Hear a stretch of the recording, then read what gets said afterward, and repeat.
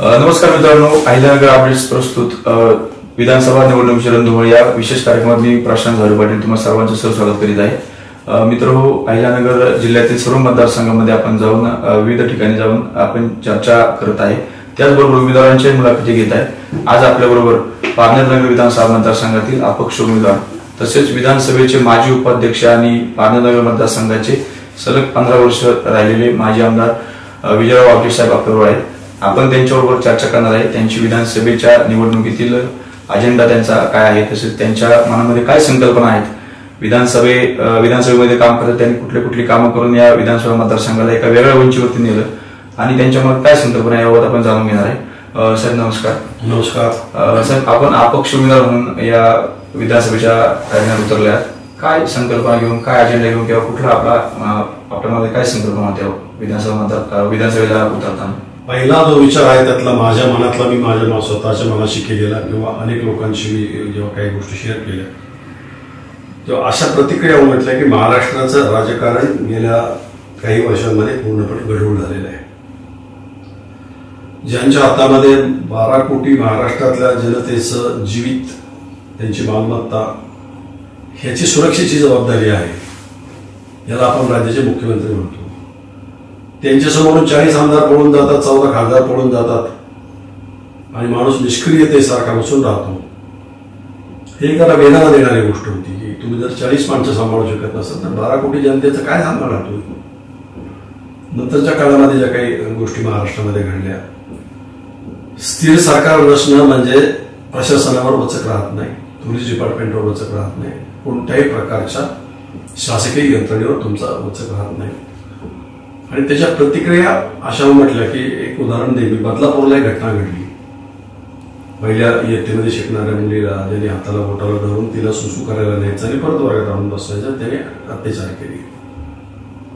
अशा खूप घटना महाराष्ट्रामध्ये घडत आहेत. आणि या सगळ्याच्या मुळाशी जेव्हा मी गेलो तेव्हा माझ्या असं लक्षात आलं की हे प्रशासनावरती वचक नसल्याचं लक्षण आहे. मला काय केलं पाहिजे? मी स्वतःच्या मनाशी विचार करत असताना मला असं जाणवलं प्रामुख्यानं की महाराष्ट्रामध्ये येणाऱ्या विधानसभेच्या निवडणुकीनंतर कोणत्याही आघाडीला किंवा युतीला बहुमत मिळेल अशी शक्यता राहिलेली नाही. एक पक्षीय राजकारणाला मतदार सुद्धा कंटाळलेले आहेत. कारण मतं देताना ते देतात सेना भारतीय जनता पक्षानं 2019 ते 24 सरकार आणावं, काँग्रेस एनसीपीनं विरोधात नसावं. झालं काय? मतदार हा ज्या दिवशी तो मत देऊन बाहेर पडला आणि निकाल लागले, आम्ही मतदाराला विसरून गेलो. आम्ही काँग्रेस राष्ट्रवादीच्या मांडीवर जाऊन बसतो, आम्ही मुख्यमंत्री झालो. इतकं जर विसंगत असेल सगळं. अण्णा हजारे पूर्वी एकदा बोलले होते की पक्षीय लोकशाहीला काही अर्थ नाही, प्रत्येकाला इंडिपेंडेंट त्याच्या मतदारसंघात निवडून येऊ द्या, सगळ्यांनी अपक्ष उभं राहावं, लोक बहुमताला ज्याला निवडून देतील ते लोक वर जाऊन एकत्र त्यांची बैठक घेऊन ते ठरवतील आमचा मुख्यमंत्री कोण. तर ते मला आठवलं सगळं. म्हटलं आपल्या तालुक्यातले सुपुत्र या ठिकाणी बोललेले असताना आता आपणही पक्षीय राजकारणात पार करण्याचं काही कारण नाही. आणि मला काही गोष्टी अशा लक्षात आणून देण्यात आल्या की मागच्या 5 वर्षामध्ये एक शब्दही कधी कुठं बोललो नव्हतो, कुठं टीका केली नाही, पण मी निरीक्षण करत होतो की बरंच काही बिघडलंय. आणि आता मला ते प्रकर्षानं जाणवतंय. जिथे जिथे मी फिरतोय, आता मी अकोल्यावरून आलो, त्या पट्ट्यातनं आलो, असं भाषण त्या ठिकाणी केलं गेल्याचं मला सांगण्यात आलं की इथून पुढच्या सरपंच सुद्धा गावगावचे आम्ही ठरवणार आहेत.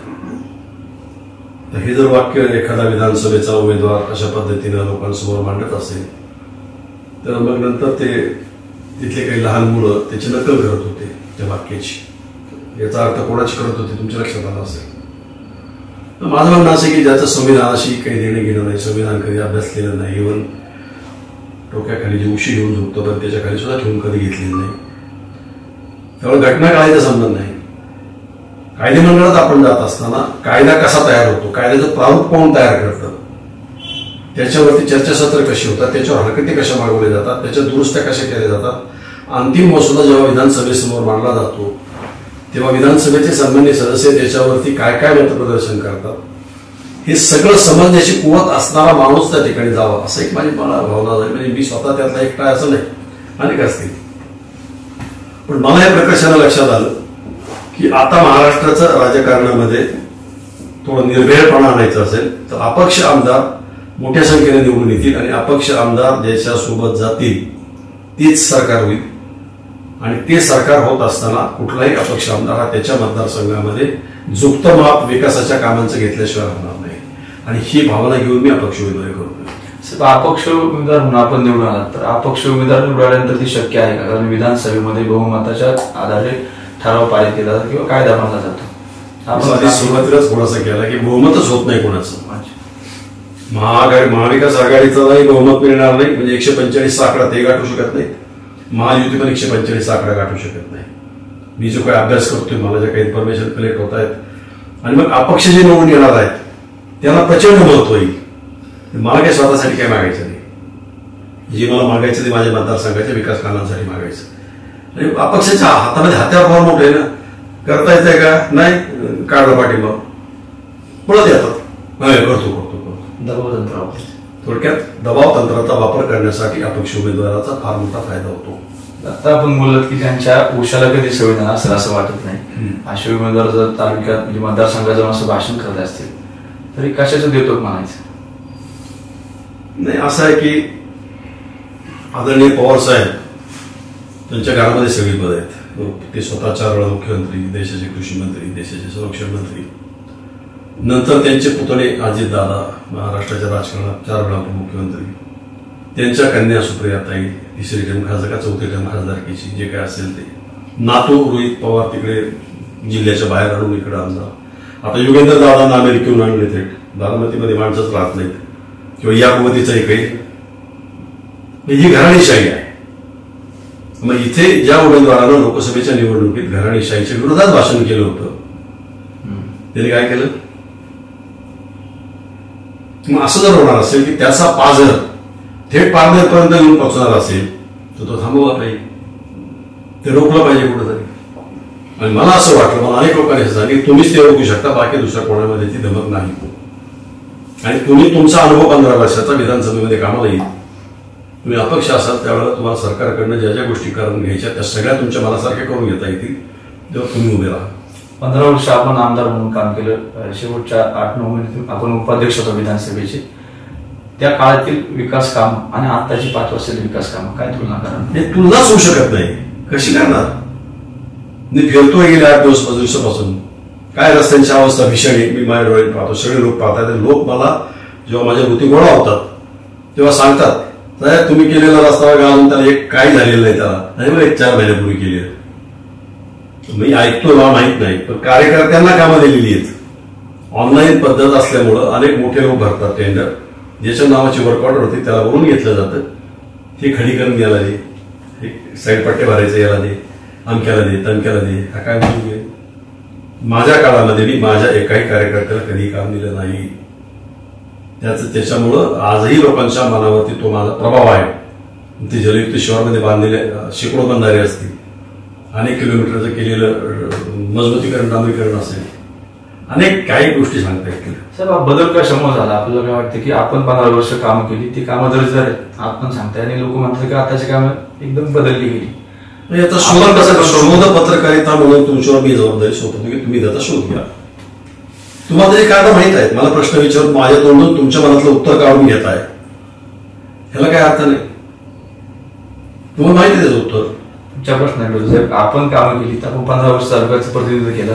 अशी कोणती कामं आपण केली की ती आपल्याला तालुक्याची उंची गाठायला किंवा मतदारसंघाची उंची गाठायला कारणीभूत ठरली, मतदारसंघाचा चेहरा मोहरा बदलून गेला? अशी कुठली कामं सांगणार? तुमचं निरीक्षण शक्ती जर तीव्र असेल, मी ज्या वेळेला पळशीच्या नागापूर वाडीला गेलो आणि मी 5 चौफेर पाहत असतो, मला असं लक्षात आलं की मधून जी नदी वाहते आहे मोठी आणि त्याच्या पलीकडं काही वस्त्या आहेत.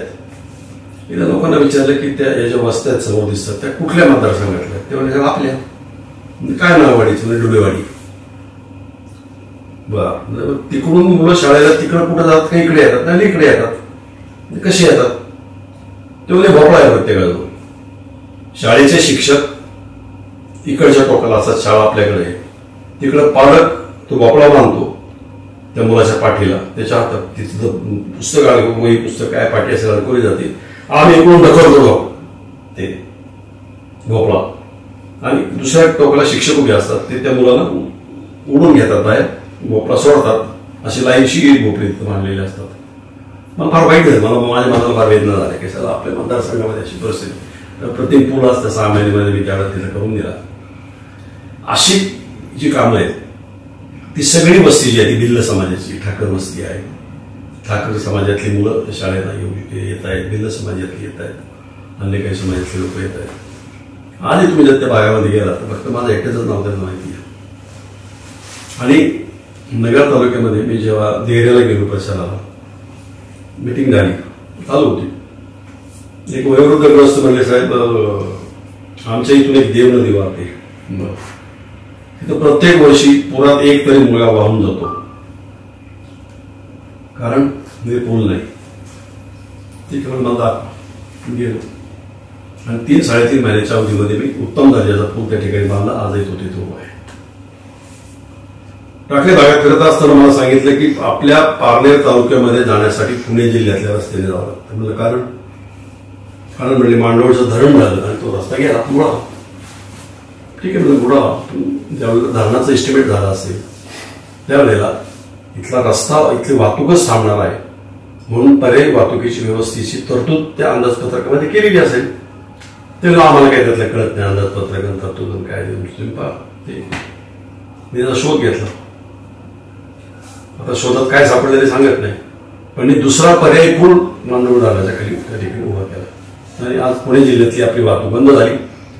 लोकांचा खर्च वाचला, पेट्रोल मोटरसायकलचं वाचलं, 4 चाकीचं डिझेल वाचलं, सगळ्यात महत्वाचं म्हणजे वेळ वाचला आणि त्याहीपेक्षा महत्वाचं शेतकऱ्यांनी उत्पादित केलेला माल बाजारपेठेत आणण्यासाठी जवळची सुविधा निर्माण झाली.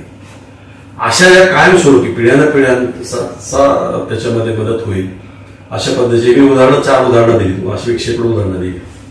आणि सगळ्यांना दुनियाला माहिती आहे 2007 साली जेव्हा नोटिफिकेशन आलं लोकमत नावाच्या वर्तमानपत्रात पारनेर मतदारसंघात विभाजन झालं, या सगळे मला सांगत होते की हे होत नसतं. आता गेले आपण ते ठिकाणी गेलो होतो. स्वर्गीय विलासराव देशमुखांना मी भेटलो होतो, मुख्यमंत्री होते. सगळे असं माझंही झालंय, काय होत नाही, कुणी काय करणार नाही याच्यात मदत. त्याची एक पद्धत ठरलेली आहे. डिलिमिटेशन कमिशन जे असतं, जस्टिस कुलदीप सिंग नावाचे ग्रस्त सुप्रीम कोर्टाचे रिटायर्ड जस्टिस प्रमुख होते. मला माझ्या पद्धतीनं अण्णासाहेब हजारेंच्या मदत घेऊन माझ्या स्वतःच्या बुद्धी कौशल्याचा वापर करून मी मतदारसंघाने इन्सिस्ट केला. आप जे पण मोठे गप्पा मारत असतील ना, ही गोष्ट कधी विसरू नये. जर हा मतदारसंघ 2009 गेलाच असता, मी 14ला आमदार झालो नसतो, 19ला झालो नसतो. जे कोणी 19ला झाले असेल त्यांचा लाभ आहे ना. आणि कृपा ही गोष्ट लक्षात घेतली पाहिजे. आपण हे करू शकलो असतो का? आपल्याला कळलं तरी होतं का डिलिमिटेशन कमिशन कसं निर्माण होतं, त्याचं जन्माला कोण घालतं, ते कुठे बसतं, कुठं उठतं, काय माहिती का आपल्याला? असं आहे की म्हणून आम्ही जे नेहमी सांगतो की ज्याला काही ग्रास्पिंग कपॅसिटी इंग्लिशमध्ये ज्याला म्हटलं जातं, एखाद्या गोष्टीचं सखोल ज्ञान आत्मसात करण्याची निसर्गानं किंवा आईवडिलांकडून आलेली क्षमता याच्याशी निगडीत हे विषय आहे. आणि बाकी कामं तर खूप आहेत.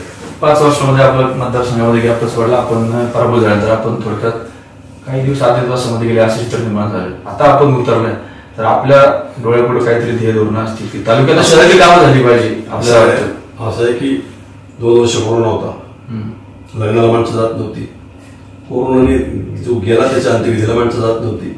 मी काय करू बाहेर 2 वर्षात विषय संपला.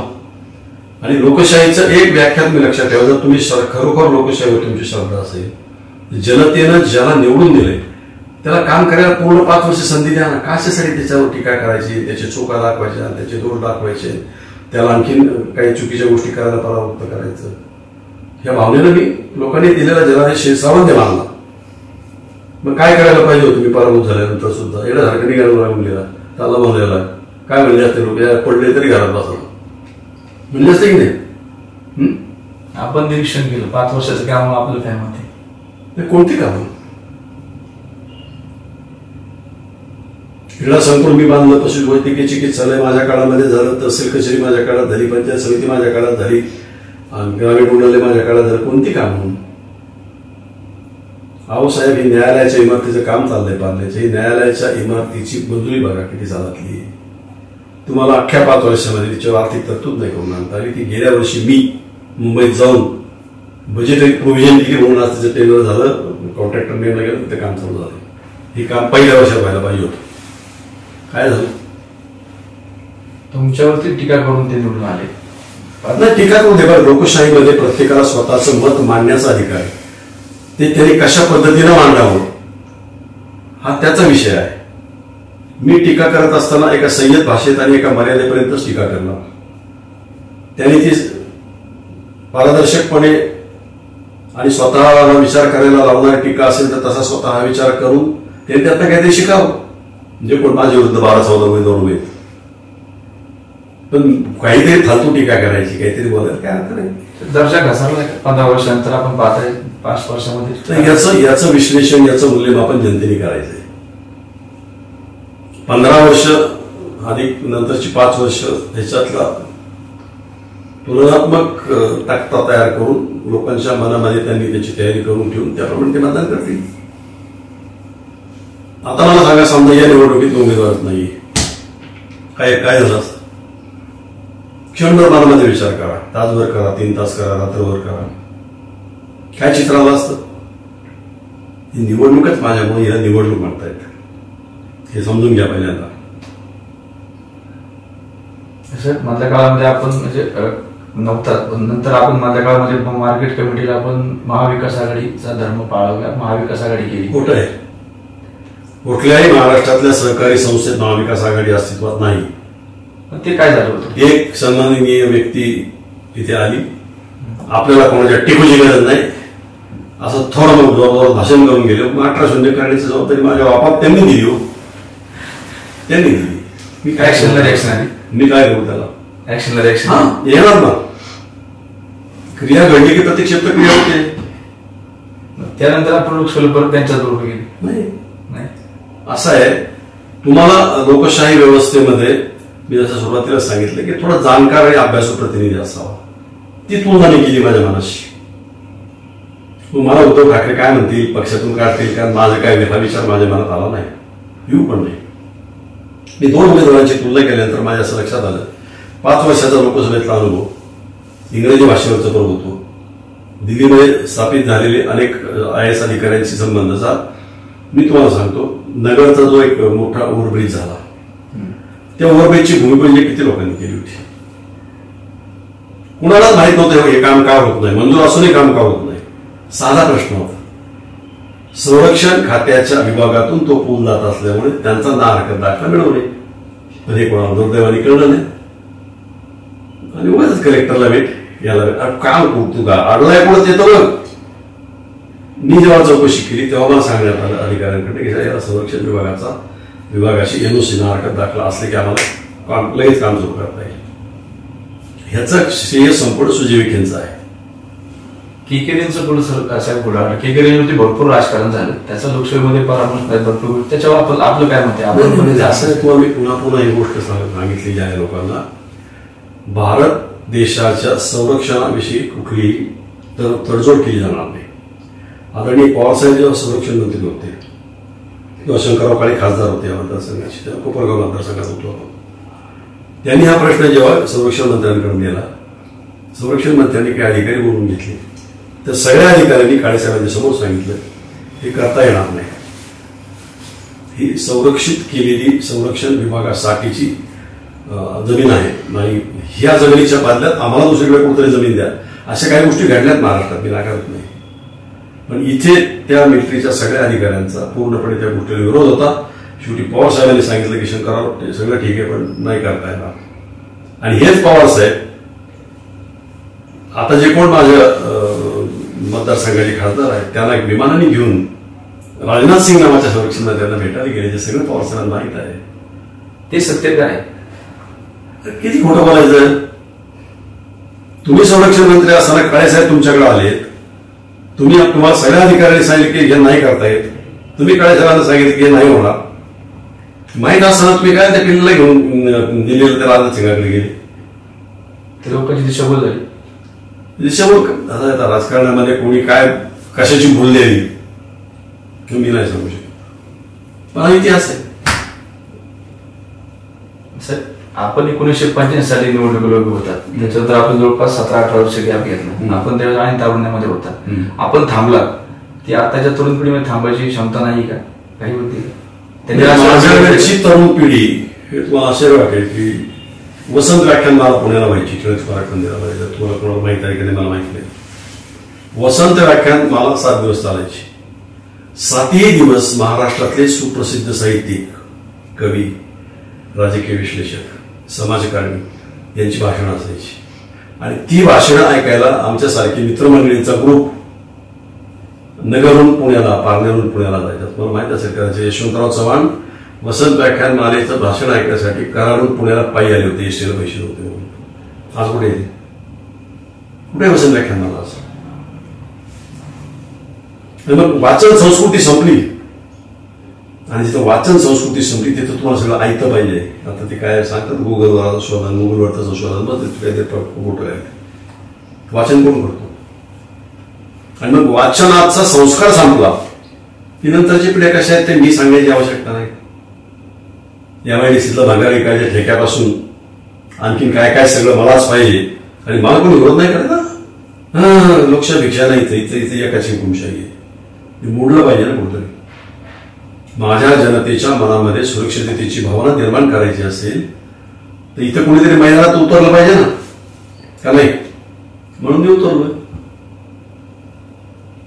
मतदारांना आपण काय सांगतो बरेच्या माध्यमातून आता आपण सगळे मुद्दे घेतले ते मतदारांना कसे आपण बिंबवू शकतो, बिंबवायचे आपल्या डोक्यात 2 गोष्टी माझ्याकडनं काही प्रमाणामध्ये बाजूला राहिलेल्या आहेत. ज्यांनी सांगितलं काय कोणी शाश्वत पाणी देतो आम्ही देतो. एक तर मला कैलासवासी बाबासाहेब ठोबेंचं एक ते स्वप्न होतं. म्हणजे त्यांनी अनेक मोर्चे त्या विषयावरती काढलेली होती. पठार भागाला पाणी द्या, उकळीचं पाणी. आणि लोकसभेच्या निवडणुकीच्या वेळेला सुजय विखेच्या प्रचारासाठी अजित पवार आले होते बाजारपेठावर. कदाचित 2000 साली त्यांनी केलेलं भाषण त्यांच्या लक्षात असावं. त्यांनी रिपीट केलं की 2 TMC पाणी देण्याचं सर्वेक्षण सुरू झालंय. माहित नाही कुठं झालं सर्वेक्षण सुरू, मला माहित नाही. मग पठार भागाला पाणी देण्यासाठी ही आयुष्याची शेवटची राजकीय लढाई मी लढणार आहे विधानसभेत. आणि म्हणून मी अपक्ष उभा आहे. तर ते पाणी कसं देणार आहे मी प्रभावी पद्धतीने नाही. केरळ पासून तुम्ही आम्हाला बंदिस्त पाईपलाईनच्या माध्यमातून आज पठार भागावरती जेवढे बंधारे बांधलेले आहेत, साठवण तलाव बांधलेले आहेत ते वर्षातून 2दा भरून द्यायचे. पावसाळ्यामध्ये तुमची धरणं भरली की ओव्हरफ्लोचं पाणी तुम्ही केरळमध्ये सोडता. त्यात ते बंधारे एकदा मला पावसाळ्यात भरून द्या. आमच्याकडे पाऊस कमी पडतो आणि एकदा मार्च महिन्यामध्ये ज्यावेळेला तुमचं उन्हाळी आवर्तन सुरू होतं तेव्हा एकदा भरून द्या. मग पठार भागावरची जी काही 16 गावं आहेत आपली तिथं बंदिस्त पाईपलाईन मधून पाणी गेल्यानंतर किमान माझ्या मनाला एक शांती मिळेल मरण्यापूर्वीची. होय, काही प्रमाणात कळत नाही पाण्याचा प्रश्न सोडवू शकतो. आणि आपण नेहमी सातत्याने लावून धरतो की पठार भागाला पाणी मिळालं पाहिजे. म्हणजे पिंपळगाव त्या उंचीपर्यंत पाणी लिफ्ट करून तिथून पाईपलाईनने ते खाली आणायचं. तर मला समजा उद्या सरकारला पाठिंबा देण्याचा विषय आला तर जसं आमच्या निमगाव सिद्धी आणि त्या परिसरामध्ये एक तसाच प्रश्न प्रलंबित आहे अनेक वर्ष. अनेकांनी सांगितलं अमुक झालंय तमुक झालंय, मला माहित नाही मुंबईला गेलेला पाहिजे. तो एक प्रश्न तिथं आपल्याला सोडवायचा आहे. हा पठार भागाचा एक सोडवायचा. आणि परवा मी निंबळकर प्रचारासाठी गेलो होतो. तिथल्या लोकांनी मला सांगितलं की साहेब निंबळच्या हद्दीमध्ये 2 पाझर तलाव आहेत, साठवण तलाव आहेत. आणि निंबळक गावापासूनच्या वरच्या बाजूला डोंगराच्या वर 1000 एकर त्यांनी सांगितलं. ठीक आहे का 700-800 एकर असेल जमीन पिकाखाली येऊ शकते, पण ह्यातलं पाणी आम्हाला वर नेता आलं पाहिजे. मी त्यांना तपशीलवार सगळी माहिती काढली की त्या पाण्याची साठवण क्षमता किती आहे, तुम्हाला पाणी किती लागेल, पाण्याचं लाईटचं वीज बिल कोण भरेल. मग मी त्यांना सांगितलं की आपण विजेवर घेऊच नाही, आपण आता सोलरवर करू. तिथल्या डॉक्टरांना मी सांगितलं पापाड्या नावाचं की तुम्ही पाणी उचलण्याची परवानगी आणायची जबाबदारी तुमची, पुढचं काम माझं. आणि त्यांनी सांगितलं की ठीक आहे साहेब, हे तुम्ही चांगलं आम्हाला आवडलं, खूप मी चर्चा खूप माहिती आम्हाला याच्यावरून मिळाली. आम्ही कामाला लागतो, पहिल्यांदा तुम्हाला निवडून आणायच्या कामाला लागतो आणि मग पाण्याच्या परवानगीच्या मागे लागतो. 15 वर्ष आपण आमदार म्हणून राहिला तर आपले संबंध ठाकरे साहेबांच्या बरोबर, उद्धव साहेबांबरोबर एकदम घनिष्ठ होते. त्याचबरोबर आपण आमदार असताना विरोधी पक्षामध्ये असतानाही निरनिराळ्या मंत्र्यांबरोबर बसून ती भरपूर कामं करून घेतली. आज उमेदवारी करताना तुम्हाला त्यांच्याकडे ऑफर्स नाही आल्या का, किंवा आपण काही तिकडे प्रयत्न केला नाही का? असं आहे की माझा ज्या वेळेला माझ्या मनाशी निर्णय झालेला आहे की मी पक्षीय राजकारणातून आमदार झालो 3 वेळा झालो, 1दा 2दा 3दा. लोक असं म्हणत होते की इथं माणूस 2दाच आमदार होतो, माझी हॅट्रिक झाली. लोक असंही म्हणत असत इथं अपक्ष माणूस निवडून येत नाही, मग तोही विक्रम करायचा. येतो नीट वागणार येतो. आणि मग असं आहे की मला कोण म्हटलं असेल नसेल त्याच्या मला काय त्या तपशिलात जाण्यात हसील नाही. मी एकच खात्रीने सांगतो, मी कोणाकडे गेलो नाही. एके दिवशी मला रात्री वाटलं, मी माझी बायको मी जेवत होतो, मोबाईल वाजला, कोणाचा तर एका मंत्र्याच्या बंगल्याचं नाव आलं. नाव सांगतो अजित पवार साहेब होते. ते मला म्हटले काय चाललंय विचारा वगैरे, अशी 4 नाव आली. सगळा तपशील नाही सांगता येणार, दोघातलं म्हणून येते. तर अशा पद्धतीच्या चाचपण्या किंवा पारनेरचे काही लोक ज्या वेळेला माझं शोध गेले होते त्यावेळेला उद्धवजी पण म्हणाले असं त्यांनी मला सांगितलं येऊन की विजयरावांनी घाई केली वगैरे वगैरे. तर माझं नुकसान त्याच्यामध्ये झालं का नाही झालं हे उद्या काळ ठरवेल, येणारा काळ ठरवेल. पण मी हे खात्रीने सांगत होतो की पारनेरची जागा आता शिवसेनेला मिळणार नाही. ते मला माहित होतं 100%. माझा सोर्स नका विचारू, कुठून माहित होतं.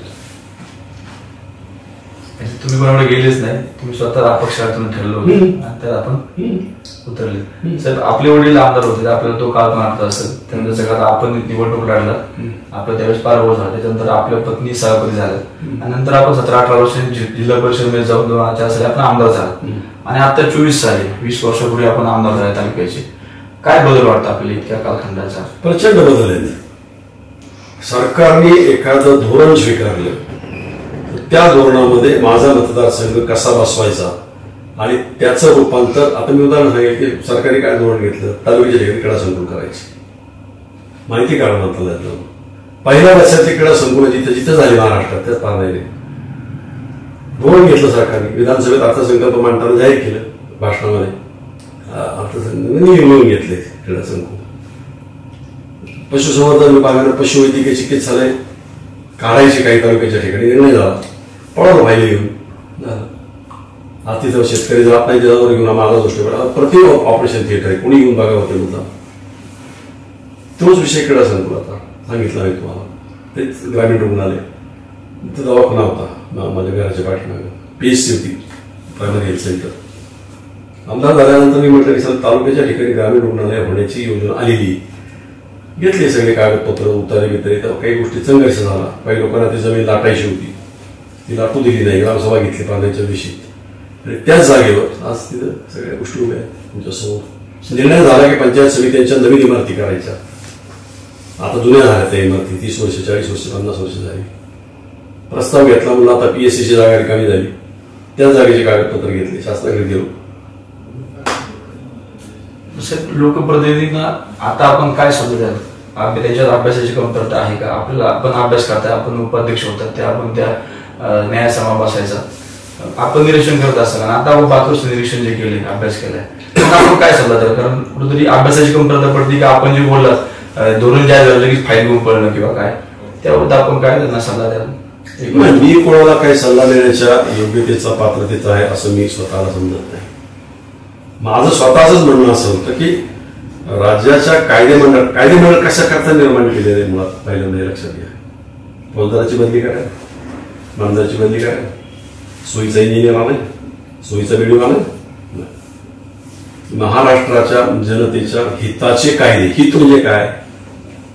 आपण समजा एखादा कायदा आता आपल्यासमोर आला तर अण्णा हजारेंनी जे कळून घेतलं आपल्याला, कायद्याचा प्रारूप जेव्हा तुमच्या समोर येईल तेव्हा तुम्हाला हे कळलं पाहिजे की सगळं महसूल विभागानं कायद्यामध्ये दुरुस्ती सुचवलेली, ही दुरुस्ती जर अंमलात आली तर काय परिणाम होतील? एक नचिंत थोडक्यात शासनानं जमिनीचं ठरवलेलं मूल्य, मग तुम्हाला हे माहीत असायला लागेल. तर मसुदा कसा येतो? अमुक अमुक पर्यंत ऐवजी अमुक अमुक पर्यंत वाचावे, पहिलं परंतुकच माहित नाही, पुढे काय करणार? पहिलं पर्यंत कुठं सापडेल? जुन्या कायद्यात. तो वाचायला कुठं जावं लागेल? लायब्ररीत. सापडेल कमी होते काही लोक प्रतिनिधींचा अभ्यास करतात. नाही, मी मला कोणाच्या बुद्धिमत्तेविषयी बोलण्याचा महाराष्ट्रात बोलतो. काही चांगले आमदार पण आहेत, आजही आहेत. बच्चू कडूचं नाव घेईल, अमरावती तिवसा मतदारसंघात निवडून येतात. आता मतदारसंघ बदलला असेल तुम्हाला माहित नाही, पण लढतो हा. अर्थसंकल्पावर बोलताना, राज्यपालांच्या अभिभाषणावर बोलताना, पुरवणी मागण्यांच्यावर बोलताना जेवढे काही त्याच्या क्षमतेमध्ये शब्द आहेत ते सगळे वापरतो. आणि सरकार जर पॉझिटिव्ह असेल संबंधित खात्याचे मंत्री तर ते नोटिंग करतात, नाही बरोबर आपल्याकडून राहिलं, मान्य करतात, नाही आम्ही ऍड करतो. सजेशन फॉर ऍक्शन असा एक शब्द आहे त्याला आमच्याकडे, सजेशन फॉर ऍक्शन. विधानसभेमध्ये अंगणवाडी सेविकांना मेस्मा कायदा लागू केला होता त्यावेळेस आपण कुठून आग्रही म्हणजे असं आक्रमक भाषण केले गेलं. असे कुठले कुठले प्रश्न आहेत त्याबाबत आग्रही भूमिका कोणीच सभागृहात मांडत नाही किंवा महाराष्ट्रात असे प्रश्न खतखतीत असतात. अशा प्रश्नाबद्दल आपण काय सांगाल? असं आहे की आता मध्यंतरी मराठा आरक्षणाच्या संदर्भामध्ये काही गोष्टी महाराष्ट्रामध्ये काही अनुचित प्रकार घडले, फायरिंग झालं, चुकीचं होतं सगळं. म्हणून मी अनेक वर्षापासून लोकांना समजून सांगतोय की भारतीय राज्यघटनेनं आपल्या राज्यासाठीची 52% आरक्षणाची मर्यादा संपलेली आहे. आपण 52% समाजातल्या वेगवेगळ्या घटकांना आरक्षण दिलेलं आहे. आता जर त्याच्यामध्ये एखादा समाज नवीन ऍड करायचा असेल तर मुळात ती 52%वरची तरतूद 7% वाढवायला लागेल. 59-58 जे काय ठरले तुमचं ते विधानसभा जे ठरवेल ते, आणि त्याला केंद्र सरकारची मंजुरी लागेल. हा मूळ जो मुद्दा आहे ना, हा मुद्दा तसा केंद्र सरकारशी संबंधित आहे. तुम्ही काय मागायला पाहिजे होता आधी की महाराष्ट्रातल्या आरक्षणाची मर्यादा 52%वरून 7%वर न्या आणि 8%चं आरक्षण मराठा समाजाला द्या, तुमची मागणी पाहिजे होती. आता तिथे जे काही चाललेलं आहे मराठवाड्यामध्ये तिथे थोडा वेगळा प्रश्न होता. तो तुम्ही जर अभ्यास केला, मी परवा माझ्या एका प्रचाराच्या नारळाच्या सभेमध्ये असं विचारलं सगळ्यांना जमलेल्या लोकांना, रेकॉर्डर आहे ते, इथे एखादी असा हात वर करा ज्याच्याकडे कुंडीचा दाखला नाही, हे काही हातवर नाही झालं. आपण काय केलं? आपण हुशार आहोत. आपण सगळ्यांनी भरा भरा भरा भरा कुंडीचे दाखले काढले आणि आपण ओबीसी मध्ये गेलो. त्याचे फायदे तुम्हाला वेगवेगळ्या ठिकाणी प्रवेश मिळण्यात झाले, नोकरी मिळण्यात झाले, वेगळ्या गोष्टी झाल्या. हैदराबाद तो जो सगळा तिकडचं ते निजामशाहीच्या काळामध्ये त्या काळामध्ये होती, त्या काळामध्ये त्यांचा मोठा प्रभाव मराठवाड्यावर पण होता, आपल्याला माहिती आहे. आणि मग त्यावेळेस ज्या नोंदी झालेल्या आहेत त्या नोंदी ग्राह्य धरा, मग ओबीसीत आम्हाला आरक्षण द्या. मुळात आता प्रश्न असा आहे की जर आरक्षणाची टक्केवारी संपलेली तर टक्केवारी वाढवा ही मागणी हवी होती, आणि मग तिला जोडून मराठा आरक्षणाची मागणी हवी होती. पण त्याचं झालं काय पुढे मला माहिती आहे का रात्रीत काय होतं. पण जरंगे साहेबांनी आधी माणसं उभी केली, रात्र गेली, दुसऱ्या दिवशी माणसं विड्रॉ झाली. आणि मला अजून एक प्रश्नाचं उत्तर नाही मिळालं की यांना रात्री पहाटे काय जाऊन भेटावा लागतो.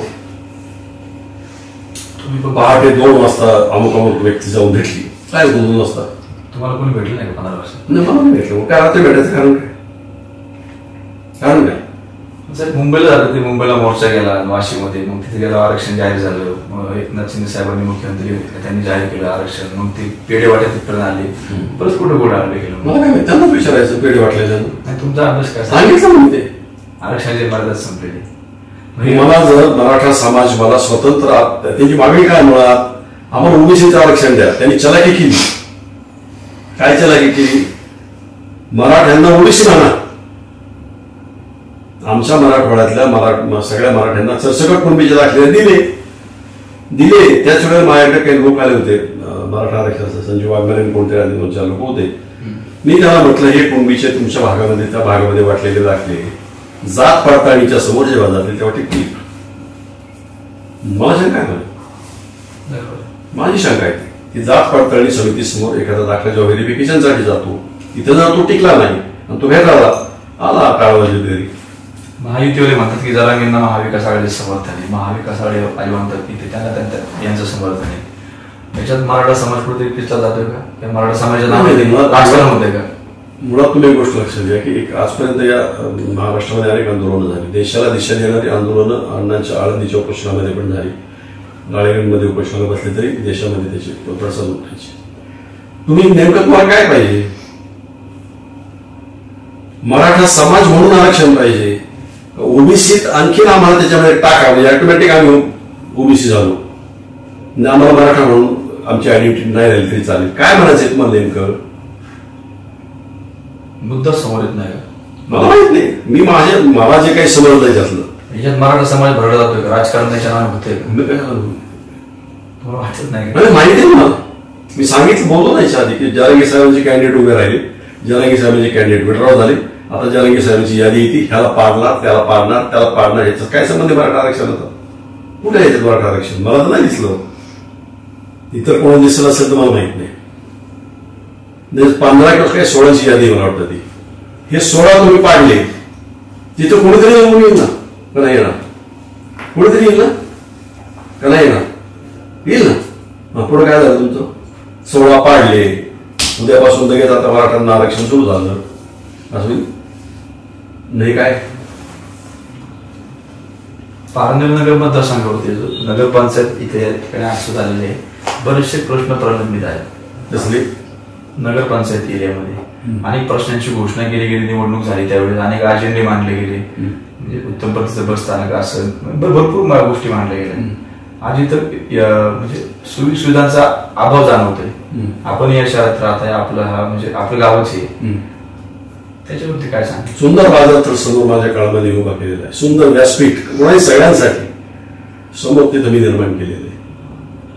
आणि सगळं तालुक्याच्या ठिकाणी ज्या ज्या गोष्टी अत्यावश्यक असणार आहेत त्या सगळ्या गोष्टी माझ्या काळामध्ये तहसीलची जुनी तहसीलची इमारत मोकळी झाल्याबरोबर पोलीस स्टेशन तिकडे आलो, प्रशस्त पोलीस स्टेशन झालं. आता एक गोष्ट खरी आहे की त्या काळामध्ये माझा थोडासा दबदबा असल्यामुळे गावात असणारी स्वच्छता, फालतूगिरी, संध्याकाळी 5-6 वाजता वेगवेगळ्या पद्धतीनं आट्यापाट्या खेळत जाणारे लोक हे आता राजरोजपणे दिसत आहेत तुम्हाला. त्यातनं तुम्हाला असं वाटतं की याला सुविधा आहेत. काय नाही लक्ष दिवे सुद्धा नगरपंचायतच्या हद्दीमध्ये दिवे 3-3, 4-4 दिवस मी दिवसाला आलेले पाहतो. कोणाची इच्छा नाही. लाईट वीज ही राष्ट्रीय संपत्ती आहे, तिच्या निर्मितीला किती खर्च येतो, आपण काय करतो, दिवसा आपण चालू ठेवतो, काय घेणं नाही कोणाला. काय करणार? आपण विविध प्रकल्प मार्गी लावण्याचा प्रयत्न केला, आपण विविध अशक्यप्राय कामं केली, आपण आता 3-4 कामं सांगितली. 5 वर्षामध्ये आपल्याला कसं काय जाणवलं का त्यासाठी प्रयत्न केले गेले किंवा चालू आहे? नाही, मी तुम्हाला सांगितलं ना की म्हणजे मला दोष नाही द्यायचा कोणाला, मला वाईट पॉवर सायन्स वाटलं. के रेंजसाठी म्हणजे त्यांच्या सरावासाठी संरक्षण विभागानं ज्या वेळेला ती जमीन संपादित केली त्यावेळेचे नोटिफिकेशन आजही कलेक्टर ऑफिसमध्ये तुम्हाला पाहायला मिळतील. एकदाच तो विषय राहुरी तालुक्यात पण आहे. राहुरीची काही जमीन आहे, नगर तालुक्यातली काही जमीन आहे, विशेषतः खारेकरजून त्या परिसरात. मी दादा पाटलांची पण एकदा ते खासदार असताना चर्चा केली होती किंवा त्यांनीच नंतर खासदार गेल्यावर पण पुढाकार घेतला होता. पवार साहेब संरक्षण मंत्री होते, तुमचे पवार साहेबांचे संबंध खूप चांगले, म्हणजे हे होत नाही तो कशाला, जे होणारच नाही मग कशासाठी होणार नाही त्या गोष्टीचा भाव केला नाही. ते कसं जे होणार नाही ते माहिती आहे ना, ते माझीच बसायचे कवर मी होणारच नाही बाजूला. कारण आपण कसे आहोत, आपल्याला कोणी सांगायचं अवकाश आहे. संध्याकाळी अंधार पडल्यावर एक थाळी नाही तर ताटली घेऊन या, दादा वाजवा, आपण आलो बाहेर नाना वाजवा म्हणजे गेला आता कोरोना उद्या सकाळी निघून. वाजवले का नाही, दिवे लावले का नाही आपण येण्यासारखे, ते काय आपला वापर आहे का? मला कळलं नाही, म्हणजे मला अजूनही त्या गोष्टीबद्दल आश्चर्य वाटतं की कोरोनाच्या काळामध्ये सारी माणसं घरामध्ये बसून होती आणि आपल्याला सांगण्यात येत होते की बाहेर येऊन घंटा उडावा, घंटा नसेल तर परत आणा, परत नसेल तर पितळी आणा, पितळी नसेल तर अजून काय आणा, आणि फुकणी आणा आणि वाढवा. ते काय होतं नेमकं मला आम्हाला मिळेल, मला इथं कोण उकललेलं नाही. तुम्हाला कोणाला माहित असेल तर बघा. 15 वर्ष आपण कामं केली, कुठे आपण दाखवायला कमी पडत आपल्याविषयी अपप्रचार केला गेला 5 वर्षामध्ये. अपप्रचार हा नेहमीच केला जातो. आपण बोलताना कडवड बोलता किंवा आपण नाही करता. असं आहे की समजा मला माझ्या आईवडिलांकडनं जसा चेहरा मिळाला किंवा जशी वाणी आली आणि मी थोडंसं वाचनानं थोडंसं स्वतःला अधिक समृद्ध करण्याचा प्रयत्न केला, त्यात तो मला ऍक्युरेट पॉइंटला जायची हे वाटते. तुला पॉइंट काय हे होणार नाही, ह्याच्यात मला नाही जमणार, हे तुझ्या पद्धतीने जा, तुझ्या मार्गाने जा, त्याच्यात मला अडचण वाटते, हे सांगणं म्हणजे कडवटपणा आहे. हे करून टाकू असं काय गुरुवारी हा ते आज नाही झालं ते असं काय पुढच्या सोमवारी 10-12 ह्यापटे मार्ग तुम्हाला काय करून जातो करत नाही, होणार नाही. एखादी आता समजा तुम्ही मला सांगितलं इथे फुगडी खेळा, मी सांगणार मला नाही खेळताय, तरी तुम्ही म्हणत नाही खेळा, खेळू का मी, मला येतच नाही ना फुगडी खेळायला, कशी काय खेळू नाही. असं करू प्रशांतराव आपण थोड्या वेळात मी काय करतो, आधी एका बायाची खेळतो, मग तुम्ही उद्या सकाळी या, मी दुसऱ्या भाईची खेळतो. चालेल का तुम्हाला? नाही चालणार ना, मग माझ्या टीका होता होऊ देत. शेवटाकडे येतो. आता आपण मतदारसंघात आपण उभे आहात, तर लोकांना आपण काय आवाहन कराल? आपल्याला विजयी व्हायचं जे आपण त्यासाठी उभे राहिले, लोकांना आता काय आवाहन कराल? लोकांनी काय त्यांच्या सदसद्विपरीत काय केलं पाहिजे? आता तुम्हाला 4 वर्ष सांगतो, महाराष्ट्राचं सामाजिक स्वास्थ्य पूर्णपणे हरवलेलं आहे. स्त्रियांच्या सुरक्षिततेचा फार मोठा प्रश्न निर्माण झालेला आहे. आज महाराष्ट्रामध्ये मला अनेक लोक भेटतात, साहेब संध्याकाळी 6च्या नंतरच्या ट्युशनला मुलीला पाठवायला भीती वाटते. एखाद्या मला जायलाच आहे, दुपारी मुलगी 12 वाजता ट्युशनला गेली तर 1 वाजेपर्यंत घरी नाही आली, 1:30 वाजेपर्यंत, तर मी टोपी चढवतो, सायकल मारी ती खुशी पाहायला जातो. इतकं शाश्वत जीवन जर महाराष्ट्रात झालेलं असेल आणि इतका ही समाज व्यवस्था जर अशी हिंकळत असेल, ती सावरली पाहिजे. आणि दुसरं बाहेरून येऊन कोणी सावरणार नाही. ही आमच्यासारख्या जबाबदार लोकांनीच याच्यामध्ये पुढाकार घेऊन समाजाच्या मनामध्ये विश्वासाची भावना तयार होईल. अशा पद्धतीने मी 15 वर्ष वागलो म्हणून आजही लोक मला गावागावात फिरताना सांगतायत, साहेब कामाचा माणूस, काम काम फक्त काम आहे माणसाला सांगायचं. कशा प्रकारे रिस्पॉन्स करू मतदारांचा? निवडणूक आहे, स्ट्रॅटेजिकल निवडणूक मी करतोय. माझी स्ट्रॅटेजी कोणालाच कळालेली नाही.